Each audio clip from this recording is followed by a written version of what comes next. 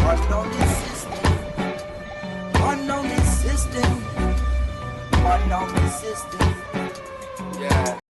If you were tackling climate change, will you act on your words and reject fossil fuel money in the future in your campaign? I do not. I have money from people who work for fossil fuel companies. I am so sick. I am so sick of the Sanders campaign lying about me. I'm sick of it. If Secretary Clinton thinks that I just come from the small state of Vermont, we're not used to this, well, we will get used to it fast. I'm not going to get beaten up. I'm not going to get lied about.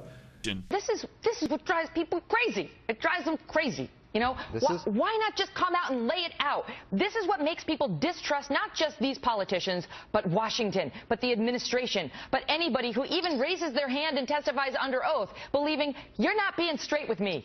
Some have sought to justify this vicious behavior along with the protest that took place at our embassy in Cairo yesterday as a response to inflammatory material posted on the internet. The natural protests that arose because of the outrage over the video were used as an excuse by extremists. Brand new evidence from Hillary's own email prove that was a lie. There were no protests.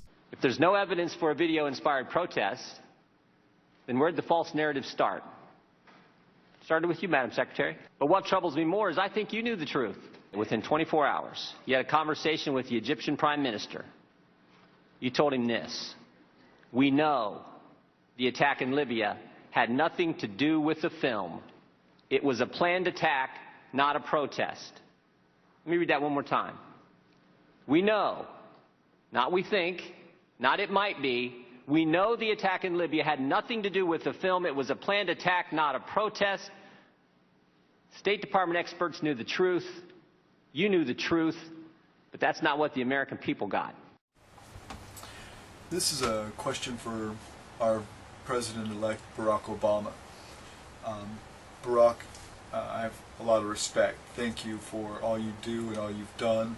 I just want to ask you, are you going to keep your promises? And I base this off just a common moral standard. I mean, I believe you have that.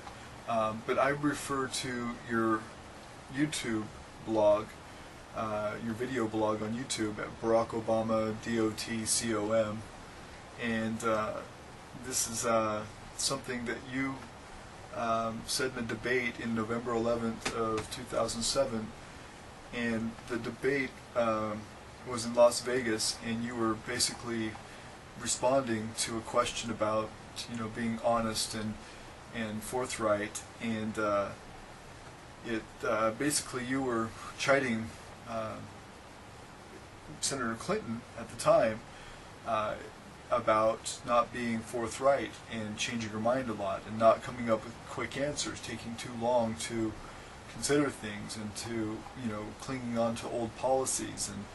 And I'll go ahead and play that for you at the end of this, and I just want to know, are you going to continue to be that standard? Are you going to set the bar high? Are you going to keep your promises? And this is in relation to your promises to decriminalize cannabis, where you've continued to campaign on the idea that you're going to decriminalize and to rethink the marijuana laws. And I just hope that we see that, and that would be straight cool. I already respect you. The world as a whole respects you. We're so glad that you are the president. Even if I was going for Nader, hey, I can't help it. I still like you. I'm still proud to have you as president of this great nation. Please keep your promises. That's all I have to ask. Thank you. We're struggling with health care. People are working harder for less. They are having a tougher time saving, tougher time retiring. And part of the reason is because they don't feel that Washington is listening to them. The war on drugs has been an utter failure, and I think that we need to rethink and decriminalize our marijuana laws. But what the American people are looking for right now is straight answers to tough questions. Mr. Obama, sir. All of a sudden, President Obama got tough on medical dispensaries throughout the country, And then all of a sudden, Los Angeles decided they were going to get tough, and they said they're going to close all of the pot clinics. DEA, come on down! Come to LA and help us shut down all these clinics that should be legal.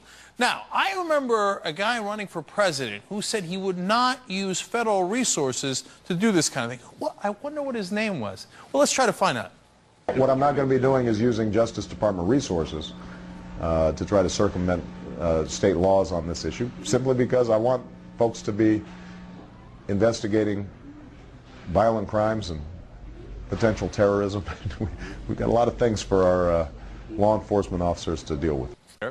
Well, he has way outshined President Bush in how many raids he's done. 170 DEA raids since 2009.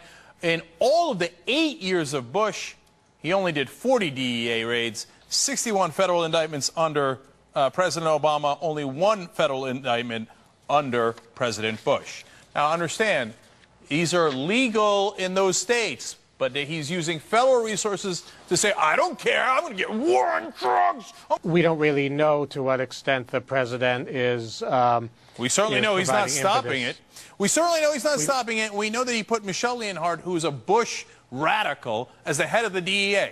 Now, if you didn't want to do a war on drugs on steroids, Michelle Leonhard really wouldn't be the person that you'd put at the DEA, would she? No, you're absolutely right. And something that hasn't come up a lot in the discussion is that the executive branch, under current law, actually has the authority to reschedule marijuana for medical use without Congress having to take the action. They just have to make the finding. DEA officials have, in fact, recommended that going back to the 80s. And so the president could solve this problem with the stroke of a pen, and so far he hasn't. So if he wanted to tomorrow, he could sign something saying, hey, you know what, it's no longer Class 1. It has a lot. I say this straightforwardly. I think you have a pathological liar there.